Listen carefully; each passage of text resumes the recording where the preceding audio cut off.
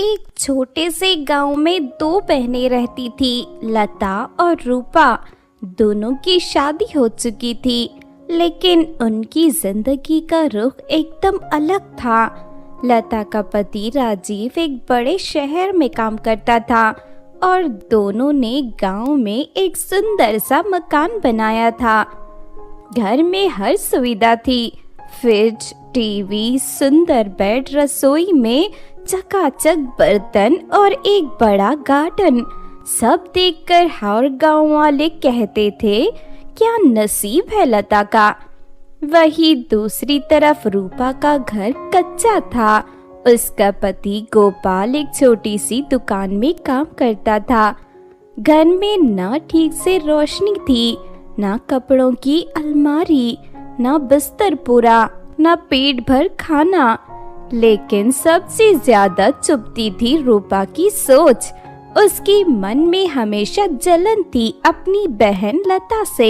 एक दिन दोपहर के वक्त जब लता अपने गार्डन में पानी दे रही थी, रूपा गुस्से से अपने पति गोपाल पर चिल्ला रही थी। गोपाल, मुझे समझ नहीं आता तुम इतने निकम्मे क्यों हो। दिन भर दुकान में काम करते हो, लेकिन घर में एक पैसा नहीं आता। किस दिन मैं इस झोपड़ी को छोड़कर चली जाऊंगी, समझा ना तू। रूपा, मैं हर दिन मेहनत करता हूँ, पर दुकान छोटी है, मालिक सैलरी बढ़ाने से रहा। तू क्यों हर वक्त मुझ पर चिल्लाती है? मैं भी तो इंसान हूँ। क्योंकि मुझे लता के जैसे जीना है। उसका घर जाके देखो, बड़े बड़े पर्दे, सजावट की चीजें और एक बड़ा बेडरूम जहाँ वो सोना चाहे वहाँ सो सकती है। और एक मैं हूँ, झोपड़ी में रात को छत से पानी टपकता है। रूपा की बातें सुनकर गोपाल चुप हो गया, लेकिन उसकी आंखों में बेइज्जती के आंसू थे। शाम को लता एक थाली में गर्मा गर्म खाना लेकर रूपा के घर पहुंचती है। रूपा, मैंने सोचा तुम दोनों थके हुए होंगे, कुछ आलू की सब्जी और गर्मा गर्म रोटी ले आई हूँ, और कुछ मीठा भी। पसंद है ना तुझे ये?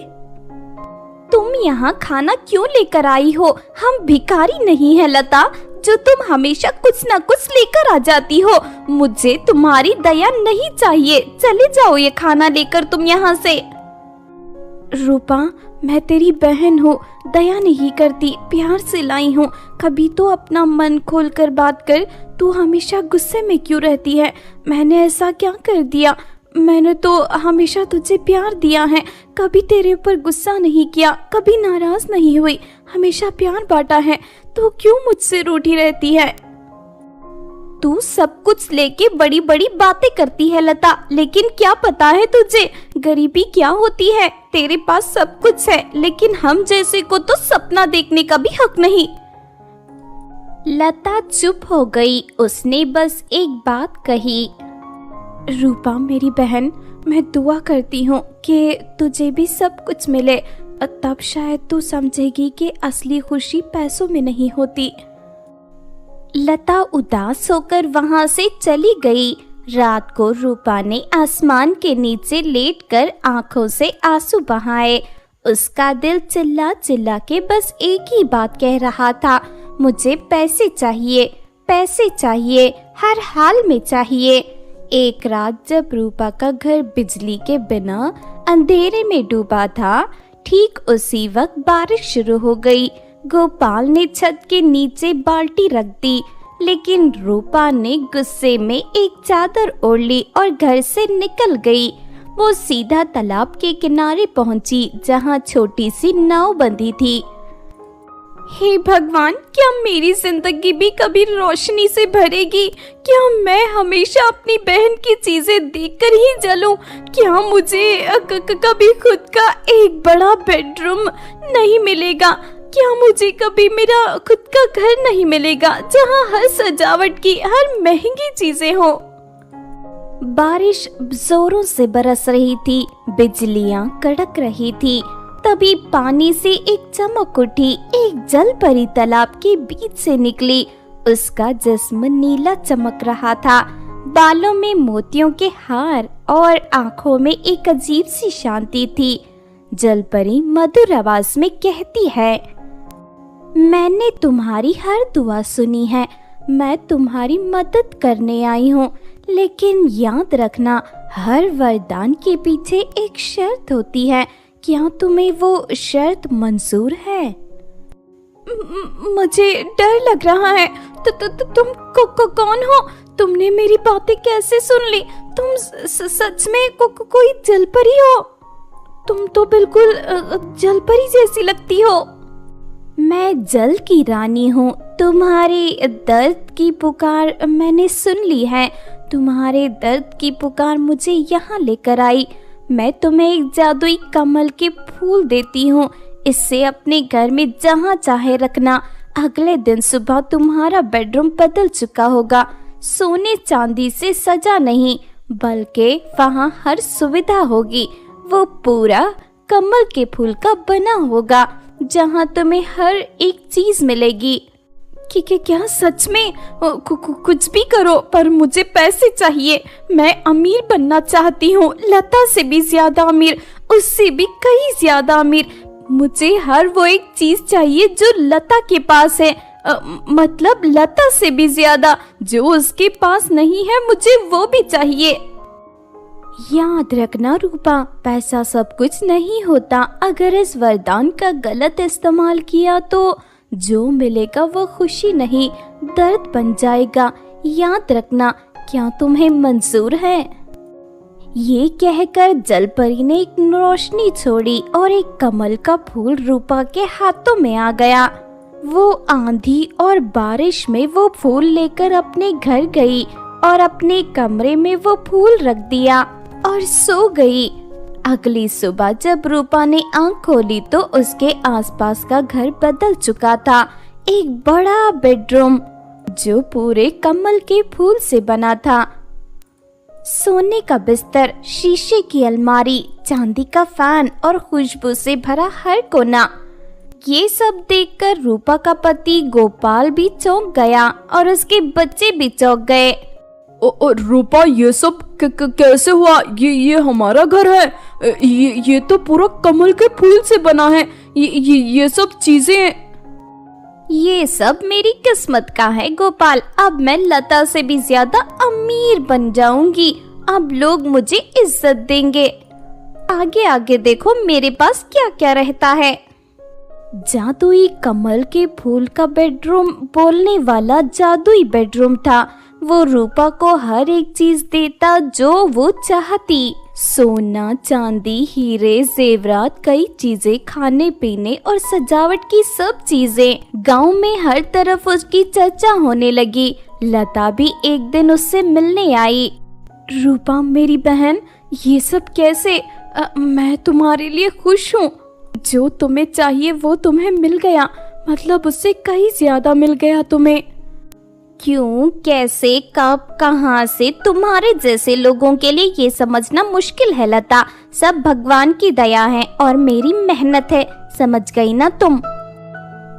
मेरी बहन, मैं हमेशा दुआ करती थी कि तू सुखी हो जाए, एक सुखी जीवन बिताए। बस एक बात कहना चाहती हूँ, अपने दिल को कभी पैसों के पीछे मत बेच देना रूपा। तू समझ गई ना मैं क्या कहना चाहती हूँ? आहा, बड़ी आई मुझे ज्ञान देने वाली। तू जल रही है ना कि मेरे पास जो तेरे पास नहीं वो सब कुछ भी है। रूपा के इतना कहते ही लता वहां से रोते हुए चली गई। उसने कुछ नहीं कहा। रूपा अब बदल चुकी थी। उसने गोपाल को भी कई गुना ज्यादा पहले से नीचा दिखाना शुरू कर दिया और अपने बच्चों से भी ढंग से बात नहीं करती थी। वो हर वक्त पैसे पैसे पैसों के पीछे लगी रहती। वो बहुत सारे पैसे, गहने, साड़ियाँ और सजावट की चीजें जो उसकी जरूरत भी नहीं थी, वो बहुत कुछ जादुई कमल के फूल के बेडरूम से मांग लेती थी। उसने सबसे प्यार से बात करना छोड़ दिया था। अब उसके अंदर पहले से भी कई गुना ज्यादा घमंड भर चुका था। वो गांव वालों को घमंड से बात करती, उन्हें नीचा दिखाती, भिखारियों को जलील करती थी। अपने पति को तो उसने नौकर समझ लिया था। मैं अब तुम्हारी बीवी हूँ जो सोने के बिस्तर पर सोती है। तुम हो के एक दुकानदार मेरे लायक नहीं हो। उसने गोपाल को छोड़ दिया और बच्चों को भी उसके साथ जाने दिया। अब बच्चे और गोपाल जा चुके थे। पूरे घर में रूपा अब अकेली हो चुकी थी। लता भी उससे बात नहीं करती थी। गांव वाले भी उससे मुंह मोड़ते थे। अब रूपा बिल्कुल अकेली हो चुकी थी। उसके पास सब कुछ था लेकिन वो अकेली थी। दूसरी तरफ मूसलाधार बारिश में गोपाल अपने बच्चों को लेकर जंगल की तरफ जा रहा था। उसके पास कोई ठिकाना नहीं था। तभी लता उसके पास आई और उसे अपने घर में जगह दी, खाना दिया, बच्चों को कपड़े दिए। गोपाल भाई साहब, आप फिक्र मत करिए। रूपा को जल्द समझ में आ जाएगा कि पैसा ही सब कुछ नहीं होता। आप बेफिक्र होकर यहाँ पे रहिए हमारे साथ। रूपा पैसों में खेल रही थी लेकिन जल्द ही उसे समझ में आ गया था कि पैसा सब कुछ नहीं होता। वो अब अकेली पड़ गई थी, उदास रहती थी।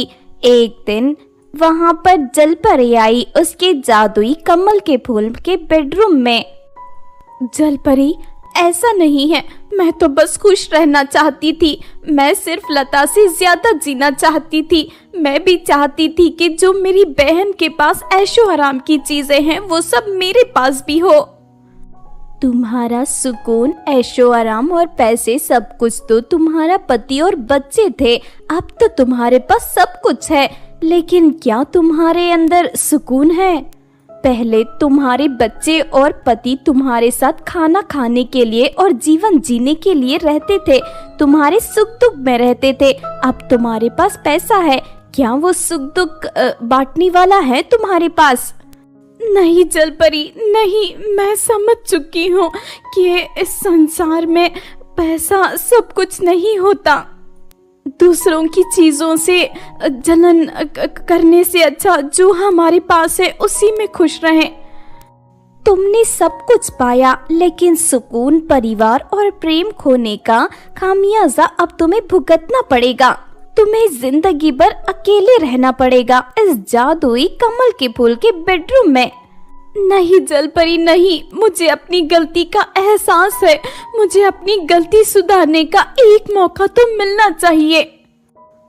रूपा जोर जोर से रो रही थी। वो अपने घुटनों पर बैठकर जलपरी से माफी मांग रही थी। तभी एक तेज चमक के साथ सब कुछ गायब हो गया, यानी जलपरी भी गायब हो गई। बेडरूम टूटकर मिट्टी में मिल गया। सोना चांदी सब जल गया। रूपा फिर से अपनी झोपड़ी में थी। उसने देखा लता, गोपाल और राजीव उसके पास खड़े थे। लता ने उसे गले लगा लिया।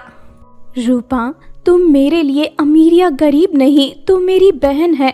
मैं हमेशा तेरे साथ हूँ मेरी बहन।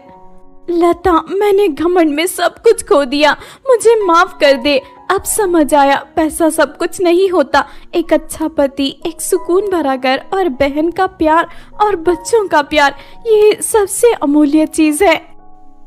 रूपा ने अपने पति और बच्चों से भी माफी मांगी। अब उसे पैसों की चाह नहीं थी, बस उसे प्यार और सुकून भरी जिंदगी चाहिए थी। रूपा खुश थी कि उसके पति और बच्चे उसे वापस मिल गए हैं।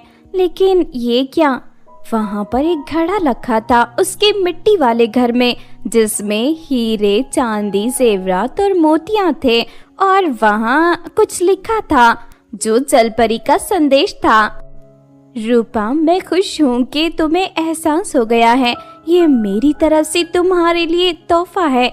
इससे तुम एक अच्छा घर बनाओ, अपने लिए एक व्यापार लगाओ और अपने पति और बच्चों के साथ खुश रहो।